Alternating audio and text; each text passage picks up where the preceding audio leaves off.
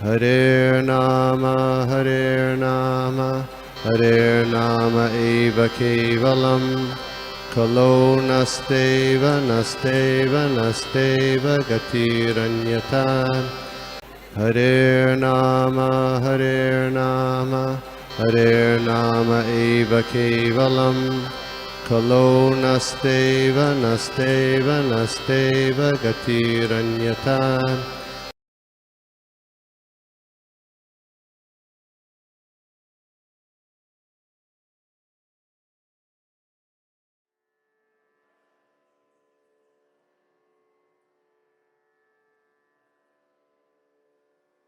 भूतले श्रीमते भक्ति वेदांत स्वामी नाम्ने नमस्ते सारस्वते देवे गौरवाणी प्रचारिणे निर्विशेष शून्यवादी पाश्चात्य देशतारिणे जय श्री कृष्ण चैतन्य प्रभु नित्यानंद श्री अद्वैत गदाधर श्रीवासादि गौर भक्त वृंद हरे कृष्ण कृष्ण कृष्ण हरे हरे हरे राम राम राम हरे हरे नाना शास्त्र विचारणे निपुण षड्धर्म संस्थापकौ लोकानां हितकारिणौ त्रिभुवनमन्यौ शरण्याकरौ श्री राधा कृष्ण पदारविंद भजनानंदे नमत्तालिकौ वंदे रूप सनातनौ रघुजुगौ श्री जीव गोपालकौ सर्वस्य चाहं हृदि सन्निविष्टौ मत्तः स्मृतिर्ज्ञानं अपोहनं च वेदैश्च सर्वे विदो वेदांतकृत वेद विदेव चाह। तो thank you first of all सभी को, मोनिका जी, आशीष जी।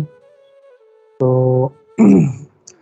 जैसे हम लोग हमेशा करते हैं, हम लोग रिकैप करेंगे कि हमने पिछले सेशंस में क्या देखा था। तो आई थिंक मोनिका माता जी also has missed some sessions, but Ashish Prabhu was there. So would you like to recap, Ashish ji, whatever we have done earlier? It will be good for me also. तो जी last session तो नहीं हुआ था, पर इसके पहले वाला मैंने भी मिस किया था सेशन। ओह ओके, तो इन दैट केस हम लोग काम करते हैं, हम लोग रिकैप कर लेते हैं थोड़ा सा।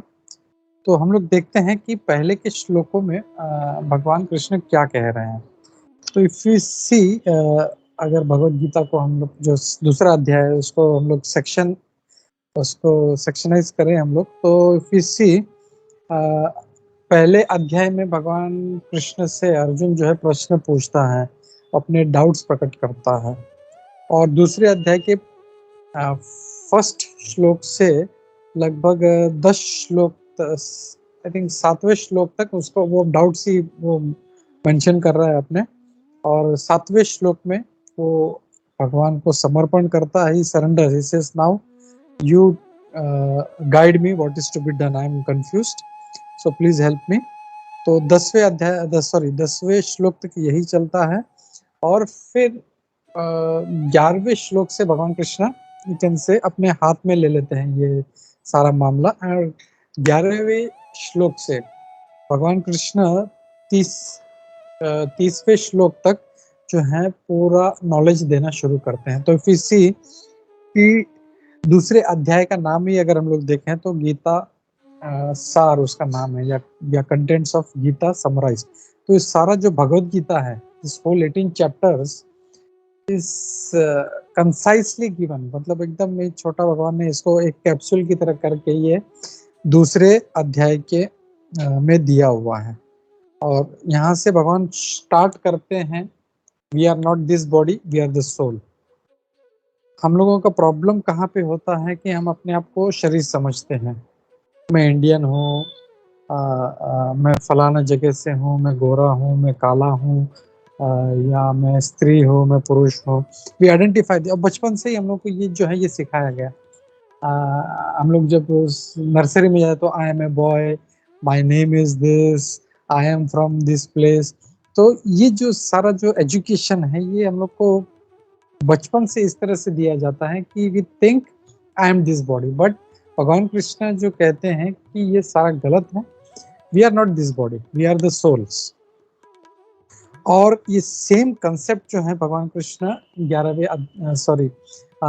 दूसरे अध्याय के 11वें श्लोक से शुरू करते हैं कि वी आर द सोल्स, और वो काफी डिटेल आप लोगों ने, विशाखा माता जी ने काफी डिटेल में इसको समझाया था, तो will not go in detail. तो भगवान ये कंसेप्ट शुरू करते हैं। तो this we have to understand in particular कि हम लोग जो हैं आत्मा है, हम लोग शरीर नहीं है। शरीर तो जैसे मतलब भगवान पहले ही बोलते हैं कि एक कपड़े की तरह है। जैसे हम लोग कोई कपड़ा पहनते हैं और उसको जब खराब हो जाता है तो उसको छोड़ देते हैं, तो वैसे ही शरीर जो है इट्स टेम्पररी। हम लोग ऐसे नहीं था कि पहले नहीं थे, और ऐसे नहीं है कि हम आगे भी नहीं होंगे शरीर खत्म होने के बाद। तो we are always there, body is temporary and it keeps coming and going. तो जब ये शरीर छूटता भी है तो वी डोंट गेट अटैच्ड, और वी डोंट गेट लोग ज़्यादा दुख नहीं करते, और ये बात बोलते हैं। और फिर 13वें अध्याय में भगवान बोलते हैं कि जो धीर व्यक्ति है वो कभी इससे मोहित नहीं होता। फिर श्लोका नंबर 14 में भगवान बोलते हैं कि देयर आर ड्युअलिटीज, अच्छा बुरा, गोरा काला, ये सब ड्युअलिटीज जो है, मतलब गर्मी है ठंड है, तो दिस ऑल दिस ड्युअलिटीज जो है, ये सारी ड्युअलिटीज को हमको टॉलरेट करना है, इससे प्रभावित नहीं होना है। अच्छा है तो अरे बहुत हमको वी गेट अटैच, और बुरा है तो वी गेट हम लोग को सॉरो फील होता है। तो वो ड्युअलिटीज को जो हम लोग को कंट्रोल करना है, उसको टॉलरेट करना है बोलते हैं। और फिर 15वें श्लोक में भगवान बोलते हैं कि ये सब छोड़ के हमें जो हायर गोल है उस पर फोकस करना है हम लोगों को। फिर 16वें श्लोक में भगवान बोलते हैं कि जो शाश्वत नहीं है, विच इज नॉन एग्जिस्टेंट, उसका कोई एंडुरेंस नहीं है, यानी वो ज़्यादा नहीं चलता, वो टेम्पररी है। और जो एटर्नल है वो हमेशा रहता है, उसमें कोई चेंज नहीं होता। तो this was up till shloka number 16, जो हमने लास्ट सेशन में माता जी ने लिया था। तो आज हम लोग शुरू करते हैं श्लोका नंबर 17 से। तो मैं शेयर करता हूँ, and if somebody wants they can chant. या थैंक यू आशीष जी। तो हम लोग श्लोक पढ़ते हैं। अविनाशी तु तद विद्धि, विनाशी तु तद्विद्धि, येन सर्वम् इदं ततम्। येन सर्वम् इदं ततम्। विनाशम् अव्ययस्यास्य विनाशम् अर्वसत्या, अव्यय यस्य, विनाशम् अव्यय अस्य। अव्ययस्य या अव्ययस्य। एक्चुअली इसको जब ब्रेक करेंगे हम लोग तो विनाशम अव्यय अस्य है, लेकिन जब उसको जब कंबाइन करते हैं तो वो आस्य हो जाता है, अव्ययास्य। विनाशम अव्ययस्यास्य,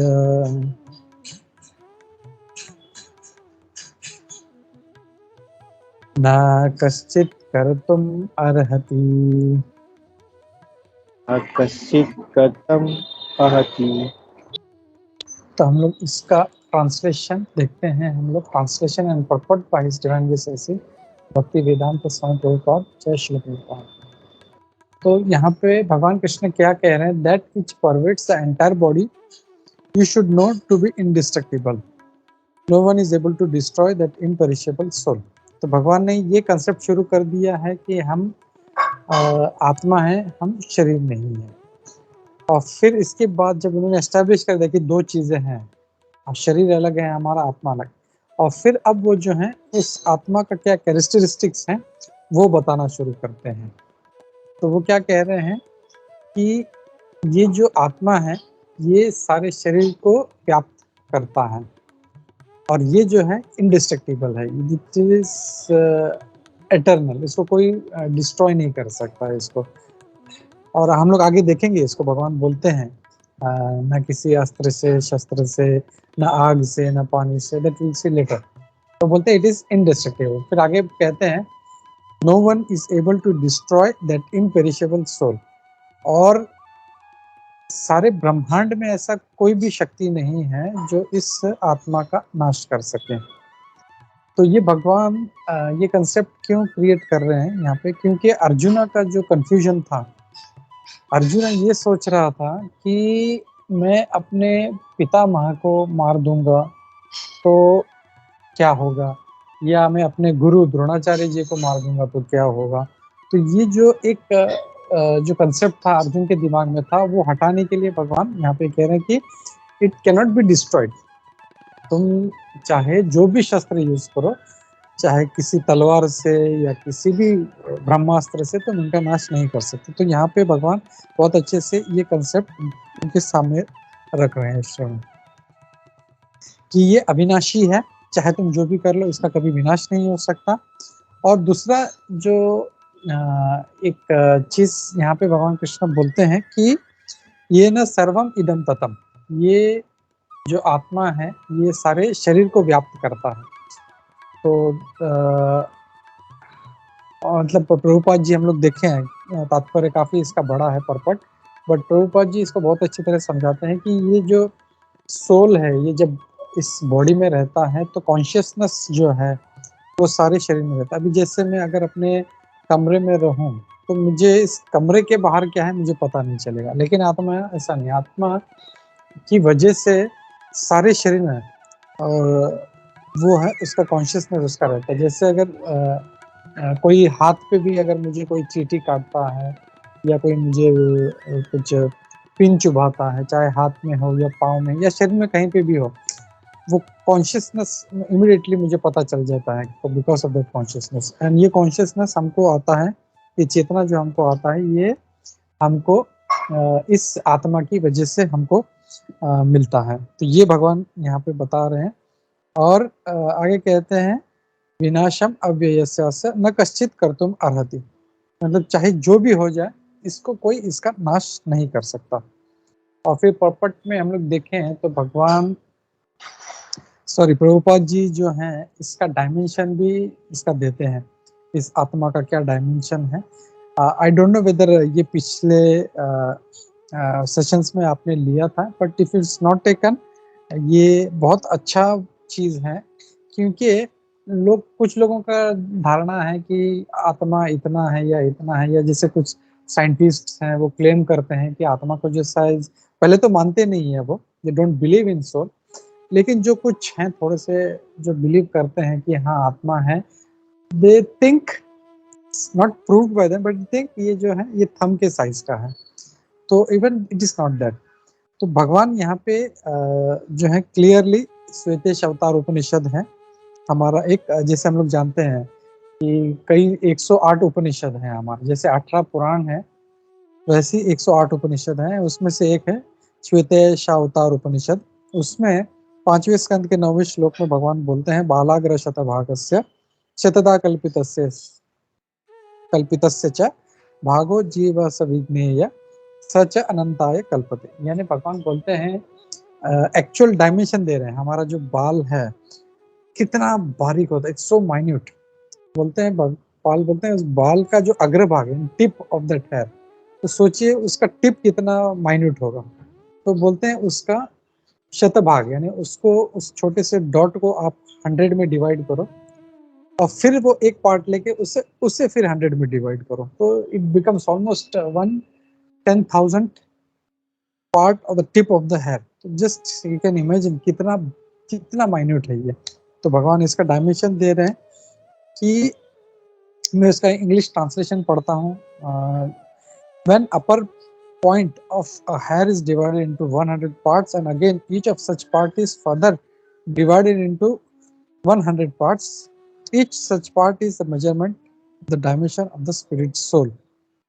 तो ये डायमेंशन दिया गया है, और वो एक जगह पे नहीं और एक जगह पे आता है। इट्स वेरी सिमिलर केशाग्र शतभागस्य शतांशः तदृशात्मकः जीव सूक्ष्म स्वरूपोऽयं सांख्यातीतो च चित्कणः। उसमें भी यही कहा गया कि जो टिप ऑफ द हेयर है उसका 10,000 पार्ट जो है, एक्चुअली हम लोग इमेजिन भी नहीं कर सकते। आई थिंक दुनिया का कोई माइक्रोस्कोप इसको देख नहीं पाएगा, because tip of the here is so minute, और उसको 10,000 जो पार्ट है, इट्स अनइमेजिनेबल। और दैट इज द रीजन कि जो साइंटिस्ट हैं, साइंटिस्ट लोगों का क्या मानना है, जो वैज्ञानिक लोग, अगर हम लोग देख सकते हैं, हम लोग उसको महसूस कर सकते हैं तो वो है। अगर हम लोग नहीं देख सकते हैं, हम लोग उसको फील नहीं कर सकते, उसको महसूस नहीं कर सकते, देख नहीं कर सकते, प्रूव नहीं कर सकते, और फिर वो चीज का अस्तित्व है ही नहीं। But there is like air, तो हवा को कोई नहीं देख सकता, but it doesn't mean it is not existing. तो ये एक पॉइंट है। एंड फिर आगे प्रभुपाद जी बहुत अच्छा इसको एक्सप्लेन करते हैं कि ये जो स्पिरिचुअल एटम है, ये जो दूसरे जो मटेरियल एटम्स हैं, जैसे साइंस में जो न्यूक्लियस होता है, फिर प्रोटॉन्स, न्यूट्रॉन्स, इलेक्ट्रॉन्स और बहुत कुछ होता है, तो उसमें जो माइन्यूट जो छोटे छोटे मटेरियल एटम्स है, उससे भी कई हजार गुना छोटा है ये। और यही रीज़न है जिसकी वजह से ये सारा शरीर चलता है। और ये चाहे फिर वो छोटे से छोटा बैक्टीरिया क्यों ना हो, या बड़े से बड़ा डायनासोर क्यों ना हो, यही छोटा एक एटम है जो उस चीज़ को चलाता है। And that is very important. और प्रभुपाद जी बोलते हैं वो अगर माइनस हो गया, वो अगर चला गया, तो वो जो चाहे फिर वो छोटा एक चींटी हो या एक बड़ा डायनासोर हो, वो वहीं पे पड़ा रहता है, फिर वो उसको कुछ नहीं कर सकते हैं उसको। तो प्रभुपाद जी बहुत अच्छे से कहते हैं कि material body minus consciousness is dead body. और ये प्रैक्टिकली भी हम लोग देखते हैं कि जो लोग आत्मा को नहीं मानते, तो उनको हम लोग बोल सकते हैं, जैसे किसी के घर में अगर डेथ हो गई है, तो जो भी व्यक्ति है वो रोता है, बोलता है अरे मेरी माँ चली गई या मेरे पिताजी चले गए। तो प्रभुपाद जी कहते हैं कि कहाँ चले गए, देखो तुम्हारे सामने तो है सारा आयुष्य, पूरा आयुष्य जिसने आपको देखा, जिससे आपने बात किया, वो तो आपके सामने पड़ा है, तो क्या चीज है वो चला गया, व्हाट इज दैट? तो प्रभुपाद जी बोलते हैं वो है कॉन्शियसनेस हमारा। वो कॉन्शियसनेस चले जाते ही ये जो हमारा शरीर है, चाहे वो डायनासोर जैसा हो या छोटे से बैक्टीरिया जैसा हो, it is not going to work. और ये भगवान यही कह रहे हैं कि ये जो कॉन्शियसनेस है, ये सारे शरीर में सिर्फ इस आत्मा की वजह से होता है। और प्रभुपाद जी इसको आगे और थोड़ा सा इलेबरेट करते हैं। ये बहुत अच्छा प्रभुपाद जी ने अपने तात्पर्य में बहुत सारे जो दूसरे शास्त्र हैं जो हम लोग कभी रिफर करने का भी नहीं सोचेंगे हम लोग, वो प्रभुपाद जी यहाँ पे कोट करते हैं और कहते हैं कि ये जो हमारा जो आत्मा है, ये इतना माइन्यूट, ये हमारे शरीर में 5 वायु होते हैं। एक्चुअली इसका रेस्टिंग प्लेस अपना हार्ट है, लेकिन जो शरीर में जो 5 वायु होते हैं, प्राण, अपान, उदान, समान, व्यान, तो इसमें ये फ्लोट करता है, बट उसका मेन रेस्टिंग प्लेस है वो हमारा हृदय। और वो हम लोग देखेंगे, I think somewhere in around 18th chapter भगवान बोलते हैं कि हृदयेशे अर्जुन तिष्ठति। तो अर्जुन से कहते हैं कि ये जो आत्मा है या ये जो जीव है, ये हमारे हृदय हृदयेशे उसमें रहता है। तो ये चीज जो है यहाँ पे भगवान कृष्ण ये संदेश दे रहे हैं। और फिर आगे कहते हैं कि ये जो प्रभुपाद जी कहते हैं, ये जो 5 वायु है, तो अगर आयुर्वेद भी देखें तो जब 5 वायु का जो डिसबैलेंस हो जाता है, तो फिर अलग अलग प्रकार की बीमारियां होती हैं। किसी को कुछ हो जाता है, किसी को कुछ हो जाता है। तो ये सब जो इसीलिए क्या करते हैं, जो योग प्राणायाम जो होता है, वो जो इन 5 जो वायु इसको कंट्रोल करते हैं, ये न बहुत ज्यादा होना चाहिए ना बहुत ज्यादा कम। It should be in control, it should be in balance. और हठ योगा या जो हमारा योग प्राणायाम सिस्टम है, इसीलिए कुछ लोग जो हैं उस योगा को ज्यादा इंपॉर्टेंस देते हैं, बिकॉज दे थिंक कि ये करने से ही सब कुछ होगा। But that is not the top most thing. You can just stay healthy. आप उस योग करने से एट द मैक्स आप हेल्दी रह सकते हैं। But what is the purpose of being healthy? हमें हेल्दी किस लिए रहना है? Not to enjoy, but to to serve the Lord and to use our life in Krishna consciousness. So that is very important. तो ये प्रभुपाद जी यहाँ पे mention कर रहे हैं।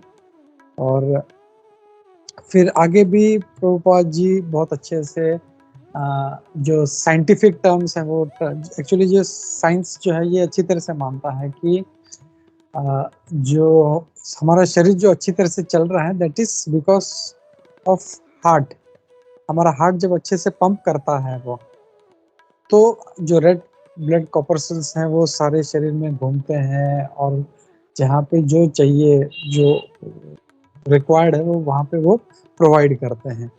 और प्रभुपाद जी यहाँ पे मेंशन करते हैं कि ये हार्ट का जो पंप है ये चला कौन रहा है, that is the this small atom, atomic spark, और इसकी वजह से ये सब कुछ हो रहा है।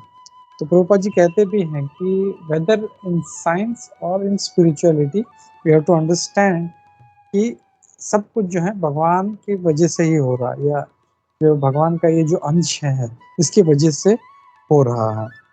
तो if we see briefly this whole shloka, तो एक तो भगवान कृष्ण यहाँ पे इसका स्वभाव क्या है बता रहे हैं, फिर प्रभुपाद जी इसका जो डायमेंशन क्या है वो हमको एक्सप्लेन करते हैं, इसका फंक्शन क्या है, ये सारे बॉडी को कॉन्शियसनेस देता है।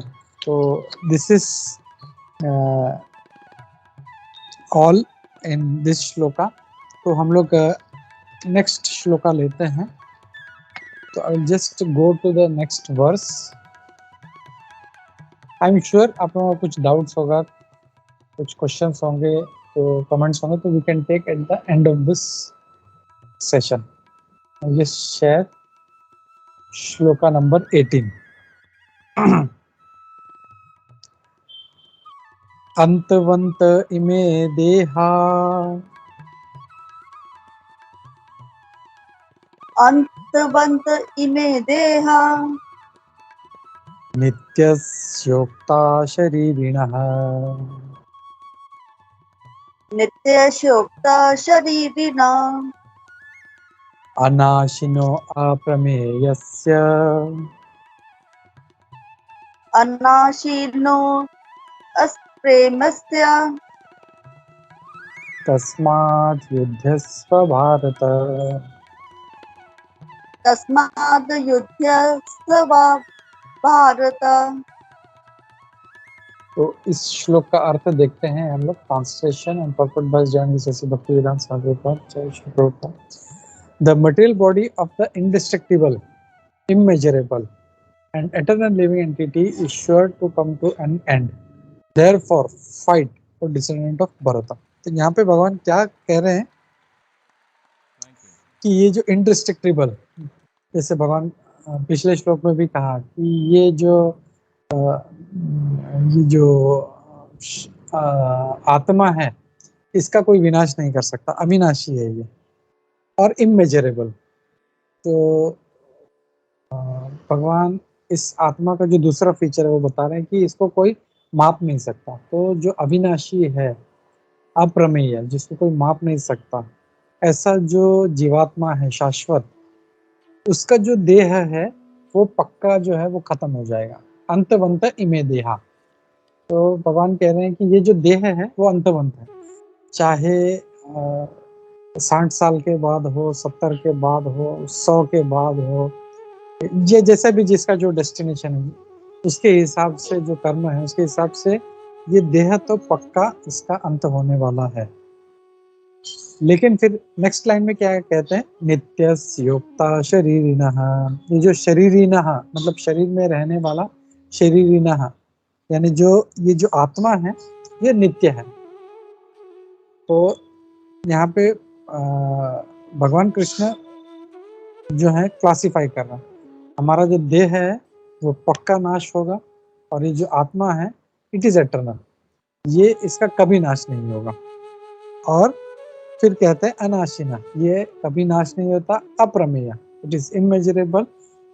इसके लिए हे भारत यानी अर्जुन को वो भरतवंशी कह के पुकार रहे हैं, उनको संबोधित कर रहे हैं। बोला तस्मात् युध्यस्व भारत, इसलिए हे अर्जुन, हे भरतवंशी, तुम्हें युद्ध करना चाहिए।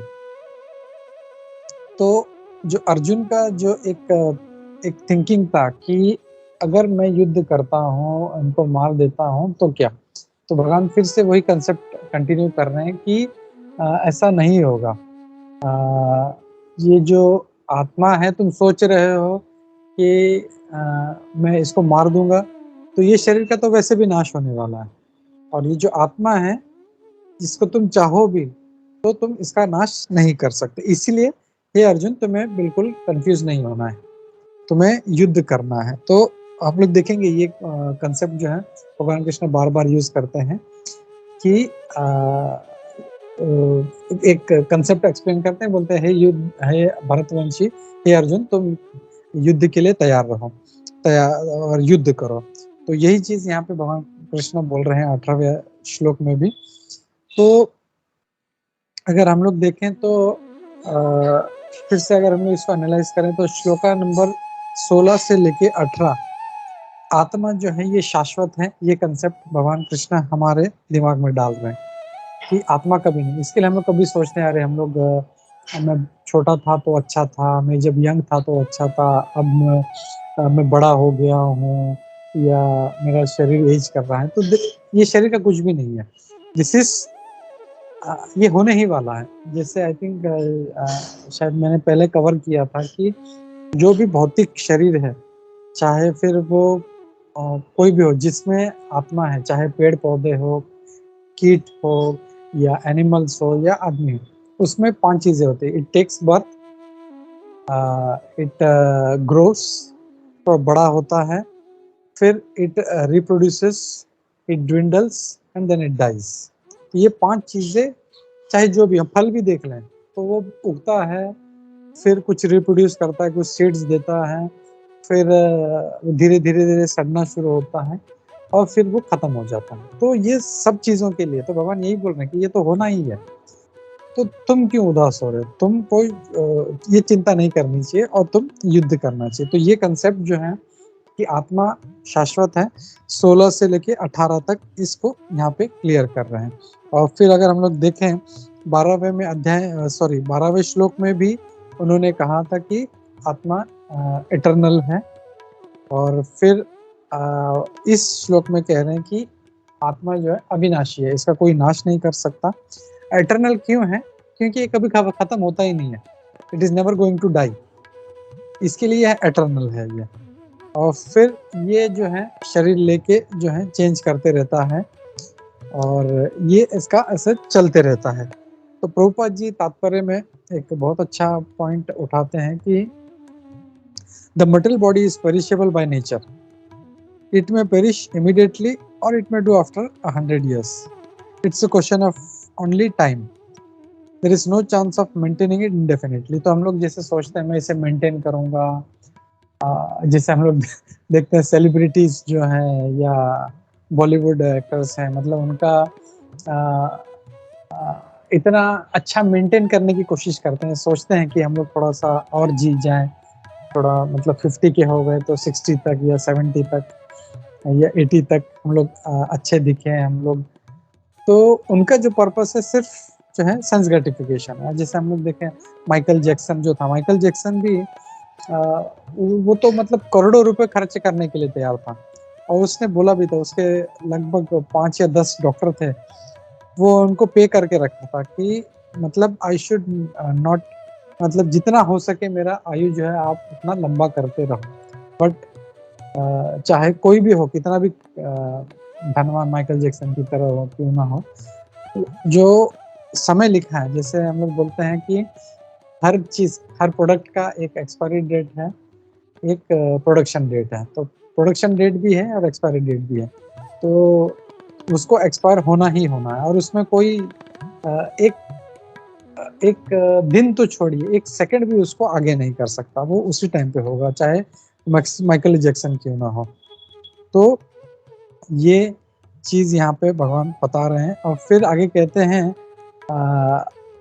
कि जैसे शरीर जो है, शरीर नश्वर है, इसका हम लोग कुछ नहीं कर सकते, तो जो नित्य है ये आत्मा, उसके बारे में सोचना चाहिए। हम लोग नॉर्मली क्या होता है कि हम लोग इस शरीर को देख रेख में इतना टाइम, हमारा इतना एनर्जी, इतना रिसोर्सेज गवा देते हैं कि आत्मा की तरफ टाइम ही नहीं जाता। प्रभुपाद जी एक बहुत अच्छा एक स्टोरी सुनाते हैं हमेशा कि एक लेडी थी, एक बूढ़ी, एक एजेड लेडी थी, वो एक दिन एक बहुत अच्छा एक जो बर्ड था, एक पंछी था, उसको लेके आई और पंछी का जो पिंजरा था इतना अच्छा नहीं था, तो उसको स्पेशल उसके लिए उसने सोने का पिंजरा बनवाया और उसको वहां पे ट्रांसफर किया, और उस सोने के पिंजरे को ही वो साफ करती रहती थी उसको हमेशा।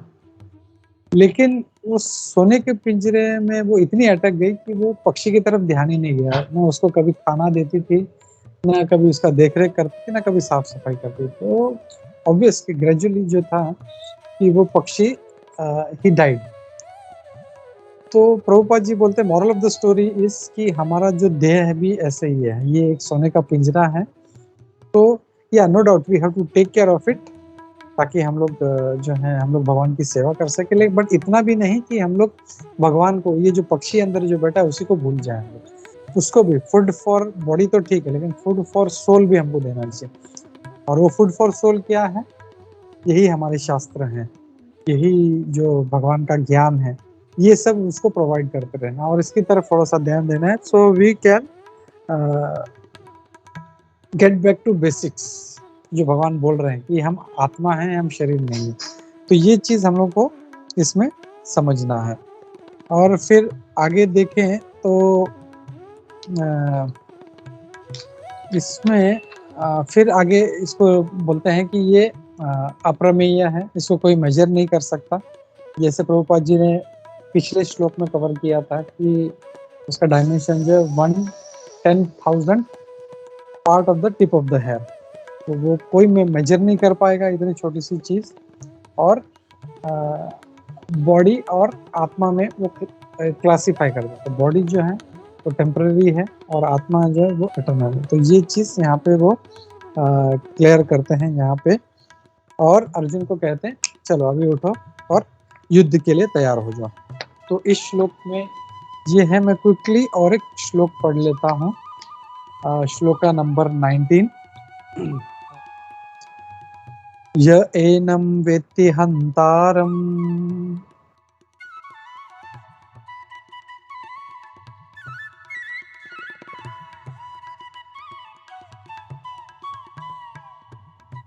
या एनं वेत्ति हन्तारम् यश्चैनं मन्यते हतम् यश्च चैनं मन्यते हतम् उभौ तौ न विजानीतो उभो तो न विजानीतो नायं हन्ति न हन्यते। नायं हन्ति न हन्यते। तो हम लोग इसका ट्रांसलेशन देखते हैं, भगवान क्या कह रहे हैं। Neither he who thinks the living entity the slayer, nor he who thinks it is slain is in knowledge. For the self slays not, nor is slain. तो यहाँ पे भगवान क्या कह रहे हैं कि ऐसा जो सोचता है कि जो ये जीवात्मा है ये किसी को मरवा रहा है या वो कभी मरता है, वो ज्ञान में नहीं है। तो ये कहते हैं कि यह एनम व्यक्ति हंतारम यश चैनम मन्यते हतम। तो ऐसा जो सोचता है इज नॉट इन नॉलेज, या फिर फॉर द सेल्फ, क्योंकि वो कहते हैं भगवान कि ना ये तो कभी किसी को मरवाता है ना कभी ये मरता है। आइदर इट इज स्ले न हन्यते, हन्य माने नायम हंति न हन्यते, ना ये कभी हंति यानी इसके इसको मारा जा मरता है, न हन्यते ना किसी को मरवा सकता है। तो ऐसा जो भी सोचता है he is not in knowledge. तो अगर ये कंसेप्ट अगर हम लोग इसको देखें तो एक दिमाग में प्रश्न उठ सकता है हम लोगों की, अरे फिर हम लोग तो देखते हैं कि दुनिया में इतने सारे क्रिमिनल हैं, वो सीरियल किलर्स हैं या मतलब ऐसे बुरे लोग हैं, तो दे आर किलिंग। सो इसको कैसे हम समझें इस बात को? तो यहाँ पे एक चीज हम लोग को समझना है कि ये जो भी बुरा काम है मरने का, या कुछ लोग सुसाइड करते हैं, तो ये जो भी कार्य है ये आत्मा नहीं करता। आत्मा इज अलूफ। ये तो फिर अभी करता कौन है फिर ये? Will try to understand that कि जब ये जो उस शरीर में है वो अगर आत्मा नहीं कर रहा तो कौन कर रहा है? एक्चुअली ये प्रकृति, हम लोग आगे देखेंगे इसको, जस्ट वो डाउट हमारे मन में आ सकता है, उसके लिए मैं यहाँ पे क्लैरिफाई कर रहा हूँ कि ये जो चीज है ये हमारे अंदर, हम कई वर्षों से, कई जन्मों से हम लोग ये जो 3 प्रकृति के गुण हैं, रजोगुण, तमोगुण और सत्वगुण, इसमें हम लोग रहते हैं और इसके प्रभाव में रह के हम लोग कोई भी कार्य करते हैं, जो भगवान आगे तीसरे अध्याय में भी इसका इलेबरेट करेंगे हम लोग। बट ये जस्ट डाउट हमारा मन में जो ये प्रश्न आ सकता है, इसको हटाने के लिए मैं ये बात यहाँ पे थोड़ा सा एडवांस में इसको यहाँ पे मैं ऐड कर रहा हूँ, क्योंकि पक्का सोचेगा अरे यार इतने सीरियस हैं, या तो कोई इतना, मतलब हम लोग देखते हैं कि इतना परेशान हो गया कि उसने सुसाइड कर लिया। तो why is that? Because it's not the atma, it is not the soul, वो उसके प्रकृति के गुण हैं। कोई जो है इतना रजोगुण में हो जाता है, वो किसी से फिर झगड़ा करता है और गुस्से में आके फिर वो ऐसा काम करता है। But if you see that same person जो किसी को मारता है तो बुरी तरह से, after maybe half an hour, 1 hour या आफ्टर 1 वीक ही रियलाइजेस अरे ये तो मेरे से बहुत बड़ा गलती हो गया, मुझे ये काम नहीं करना चाहिए था। And he laments, he repent करता है, बाद में वो क्षमा भी मांगता है। वो जब कोर्ट में जब उसका सुनवाई होता है तो ही लेमेंट्स कि मेरे से गलती हो गया, मैं ऐसा काम नहीं करूंगा। तो that is the 3 material modes of material nature जो हमसे ये करवाती है। हमारा क्रोध है वो, इसीलिए हम लोगों को जो है ये जो 3 गुण है, इससे हम लोगों को दूर रहना है हम लोगों को, और हमें भगवान का जो कार्य है, भगवान के भक्ति, उसमें लगना है हम लोगों को। तो यहाँ पे भगवान ये चीज बोल रहे हैं कि न वो तो कभी मरता है न कभी किसी को मरवाता है, ये बात यहाँ पे वो बोलते हैं। और फिर आगे देखें तो प्रभुपाद जी भी इस कंसेप्ट को जो है भगवद गीता के में वो एक पर्पट इसका शेयर कर देता हूँ। सॉरी, जस्ट यहाँ प्रभुपाद जी कह रहे हैं, when an embodied living entity is hurt by fatal weapons, it is to be known that living entity within the body is not killed. तो जब कोई किसी को हर्ट करता है या खुद को हर्ट करता है, सेल्फ इन्फ्लिक्टेड इंजरीज लेता है, तो वो शरीर को दुख दे रहा है, वो उस आत्मा को कुछ नहीं हो रहा उसको। तो ये एक चीज यहाँ पे प्रभुपाद जी कह रहे हैं। और प्रभुपाद जी कहते हैं कि the spirit soul is so small, कि मतलब इतना छोटा है कि वो किसी भी चीज से, अगर हमें कोई अस्त्र शस्त्र चाहिए तो वो इतना माइन्यूट होना चाहिए कि वो उस जो ऑलमोस्ट इनविजिबल जो है उस सोल को मारने के लायक होना चाहिए। तो ऐसा आज तक कोई शस्त्र बना है, भगवान ने ये डिक्लेयर कर दिया है आज से 5000 वर्ष पूर्व, उन्होंने कह दिया कि ऐसा कोई शस्त्र है ही नहीं। और दूसरा बात बोलते हैं कि ये कभी विनाश इसका हो ही नहीं सकता, चाहे तुम कोई भी शस्त्र लेके आ जाओ। भले हो सकता है कि कोई बोले, कोई आर्ग्यू करे कि हो सकता है कि 5000 वर्ष पूर्व अर्जुन के पास नहीं होगा, अब हम लोग बना लेंगे, but that is also not possible. Just to clear this misunderstanding, उस समय के जो अस्त्र शस्त्र थे, they were more powerful than today's जो न्यूक्लियर वेपन्स हैं। एंड प्रभुपाद जी इसको कई बार उसको कहते हैं कि ये जो मिसाइल्स वगैरह ये लोग जो दागते हैं, तो उस टाइम पे नहीं था क्या? उस टाइम पे भी था। जैसे अर्जुन ने जब कोई अस्त्र छोड़ता था तो इट वाज स्पेसिफिकली टारगेटेड, वो टारगेट होता था एक व्यक्ति, उसके नाम से ये अस्त्र छोड़ा जाता था। तो क्या होता था कि उस व्यक्ति को छोड़ के अगर कोई दूसरा व्यक्ति उसके बीच में भी आ जाए तो उसको डॉज करके वो उसको मारता था। लेकिन आज की हमारे जो वेपन्स हैं, हमारे मिसाइल से इतने डम हैं कि अगर बीच में कोई अगर पहाड़ आ जाए तो वो पहाड़ को छोड़ दे, या दूसरा कोई व्यक्ति आ जाएगा उसको मार देगा। But they were so expert, या उनका जो शास्त्र था या उनके जो भी मिलिट्री वेपन्स थे, दे वर सो एक्सपर्ट कि अगर बीच में भी अगर कोई व्यक्ति आ जाए तो उसको डॉज करके जो पीछे वाला व्यक्ति है उसको हिट करता था। दे वर सो सो मतलब साइंटिफिकली दे वर सो एडवांस्ड। और हम लोग देखते हैं कि नारद मुनि जी एक वर्ल्ड से दूसरे वर्ल्ड में चले जाते हैं, विच इज नॉट पॉसिबल। हम लोग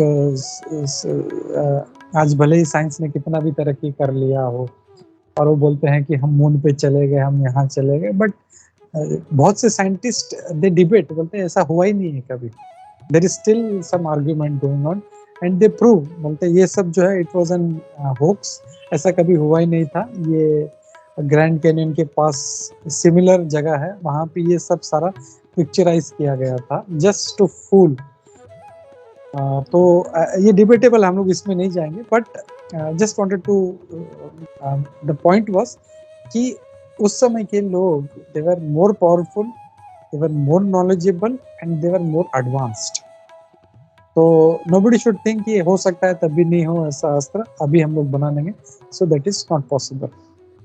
तो इसी के साथ मैं यहाँ पे रुकता हूँ। हरे कृष्णा, सॉरी। तो किसी को कोई डाउट है, कोई क्वेश्चन है, कमेंट से तो हम लोग ले सकते हैं। हरे कृष्णा। ये आप लोग कुछ नहीं पूछेंगे, मतलब मैं ये समझूंगा कि शायद किसी को कुछ समझ में नहीं आया। नहीं प्रभु जी, ऐसा नहीं हो। बॉडी एंड सोल में लास्ट 2-3 चैप्टर्स में बहुत कुछ समझाया है। मतलब जैसे हम शरीर और सोल, तो आई मीन थोड़ा डाइजेस्ट होने को, differentiate between body and soul. जहाँ पे अभी आपने बोला कि हम बॉडी का तो ख्याल रखते हैं, बट हम सोल का, हमको फूड फॉर सोल भी करना चाहिए। हम जनरली फूड फॉर बॉडी ही करते हैं। And that food for soul, I think, is the spiritual journey which everyone needs to take at some point of time. हम सारे लोग हम शरीर पे ही फोकस करते हैं, बट हमारा शरीर पे फोकस करने का इंटेंशन भी वही था कि हम अच्छी तरह लाइफ को जी सके। अदरवाइज बीमारी आ जाती है तो it becomes hello, living hello. Yes yes yes yes. तो जैसे बोलते हैं कि अगर सॉरी बोलिए। हाँ नहीं, आई मीन वही था कि इट इज नॉर्मली सब शरीर पे ही फोकस करते हैं, क्योंकि सबको ऐसा ही है कि अगर मुझे मरना भी है तो हम अच्छे शरीर से without going through a suffering of sickness and illness, we want to die. Correct, even that is good, ऐसा होना चाहिए, but that healthy body should be used somewhere. मतलब it should not be used for the wrong purpose. हमारा सारा जीवन का जो उद्देश्य है, हमको भगवान ने बोलते हैं कि मनुष्य जीवन जो है वो अमूल्य है। तो मीरा जी कहते हैं कि पायो जी मैंने ये मतलब मुझे इतना ये जो इतना अमूल्य ये जो मनुष्य जन्म मिला है, तो इसको अमूल्य क्यों कहा गया है, ये इसके ऊपर हमको कभी डेलिब्रेट करना चाहिए कि इस मनुष्य जन्म को हम लोग कई जन्मों से आ रहे हैं, इसमें हम लोग फिर वापस 84 लाख योनि में फंस जाते हैं। हम लोग कुत्ता, बिल्ली, बैक्टीरिया, डायनासोर सब बनते हैं, और फिर इसके बाद हम लोग फिर मनुष्य बनते हैं, और फिर हम लोग वही काम करते हैं, then again we go back into that cycle. तो वो साइकिल जो है, साइकिल से निकलना है हम लोगों को, और वो साइकिल से निकलने के लिए ये जो मनुष्य शरीर है ये एक इंस्ट्रूमेंट है, क्योंकि इसी में हम लोग भगवान के बारे में सोच सकते हैं। हम लोग we can think of lord, we can do some bhakti. कोई अगर मैं अभी किसी कुत्ते बिल्ली को कहूँ अरे भाई चल चल मुझे मंदिर जा रहा हूँ मैं, तू भी चल मेरे साथ, तो ही विल नॉट अंडरस्टैंड, वो नहीं आएगा। But as a human being हमें वो करना चाहिए हम लोगों को, and then slowly slowly as you said अपना जो स्पिरिचुअल जर्नी है वो स्टार्ट होता है, and we start going towards the lord. और फिर ये जो साइकिल है हमारा 84 लाख योनियों का, उसमें से फिर हम लोग एक टेंजेंट मार के बाहर निकल जाते हैं, then we go out of this cycle, इसमें फिर नहीं फंसते हैं हम लोग, and that is the purpose. हम लोग को इसीलिए मनुष्य जन्म मिला कि somehow और अदर हम लोग इस स्पिरिचुअल जर्नी को पकड़े, हम लोग भगवान की भक्ति को पकड़े, हम लोग कृष्ण का थोड़ा स्मरण करें। और क्या करना है हम लोग, कोई बड़ा कार्य नहीं करना है हम लोगों को, ऐसे कोई हिमालय पे जाके कोई एक टांग पे खड़ा होके हम लोग को तपस्या नहीं करना है, या कोई व्रत उपवास नहीं करना, सिंपल हम लोग को ये हरे कृष्ण महामंत्र का जप करना है। हरे कृष्णा कृष्ण कृष्ण हरे हरे, हरे राम राम राम हरे हरे। तो कोई सोच सकता है अरे यार वो तो इतने बड़े बड़े पहले तपस्वी हुआ करते थे, ये हुआ करते थे, but that was meant for different yugas. हम लोग अभी कलयुग में हैं, कलयुग इज सो डिफिकल्ट। इसके लिए भगवान जानते हैं, इसके लिए उन्होंने जो प्रोसेस है वो भी सिंप्लीफाई कर दिया। बोला ज्यादा अगर हम लोग विश्वामित्र मुनि को देखें तो उन्हें 60,000 वर्ष तपस्या किया था। हम लोग आई थिंक 60 मिनट्स भी नहीं कर पाएंगे। हम लोग 60 मिनट्स तो छोड़ो, 60 सेकंड किसी को बोलेंगे एक टांग पे खड़ा होकर दिखाओ तो नहीं कर पाएगा। Is very difficult and that was known. Kalyug में it is going to be difficult, इसके लिए भगवान ने प्रोसेस भी सिंप्लीफाई कर दिया। इवन ये कहते हैं कि सतयुग में, पहले के युगों में लोग अगर बुरा सोचते भी थे तो उनको पाप लगता था, तो अच्छा वो जब कर्म करते थे तो उनका फल मिलता था। लेकिन ये कलयुग में अभी पूरा वैसे वर्षा हो गया। हम लोग अगर अच्छा सोचते भी हैं कि मुझे वृंदावन जाना है या मुझे कुछ सेवा करना है, तो इमीडिएटली उसका पुण्य हमको हमारा जमा हो जाता है हमारे अकाउंट में। लेकिन बुरा हम लोग अगर सोचते हैं तो उसका पाप नहीं लगता हमको। We have to practically get involved in that activity, तो हम लोग को पाप लगता है। तो भगवान को पता है and that's why he is made it so simple. तो बस हम लोग को वही करना है, ये सिंपल हरे कृष्ण महामंत्र का जप करना है और हम लोगों को जितना जल्दी से जल्दी हो सके इस चक्कर से हम लोग को निकलना है। Hare Krishna. Thank you Ashish ji. Hare Krishna Prabhu. Hare Krishna.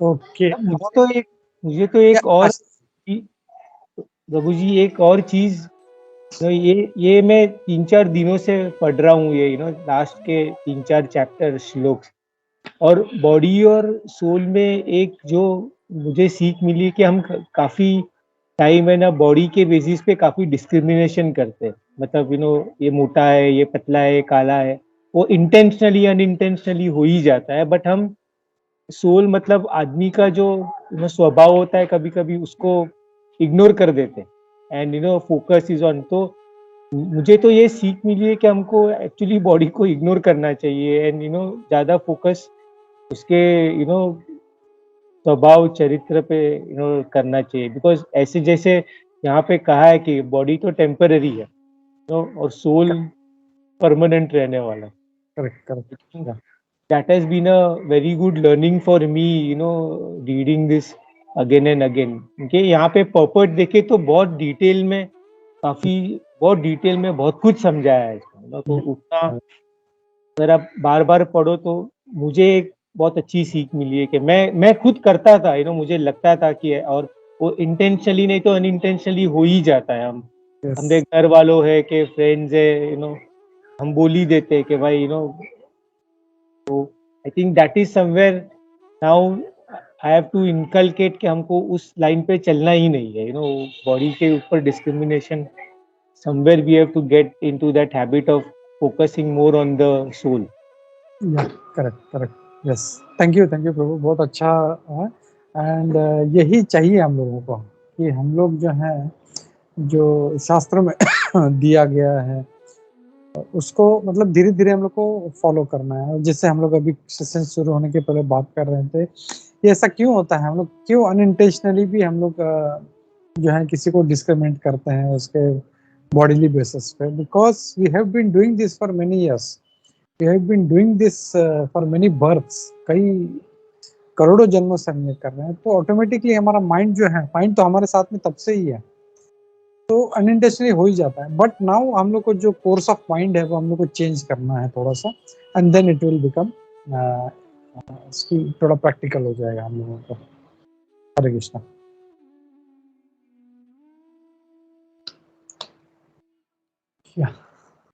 Okay, अगर और कोई कमेंट नहीं है, कोई क्वेश्चंस नहीं है, तो हम लोग रुकते हैं आज के लिए और हम लोग अगले हफ्ते में मिलते हैं। हम लोग नेक्स्ट श्लोका लेंगे हम लोग। हरे कृष्णा। श्री श्री ग्रंथपाद श्रीमद् भागवतम भगवद गीता की जय। श्रील प्रभुपाद की जय। Hare Krishna. Thank you everybody. Hare Krishna Prabhu. Hare Krishna. Thank you Prabhu ji.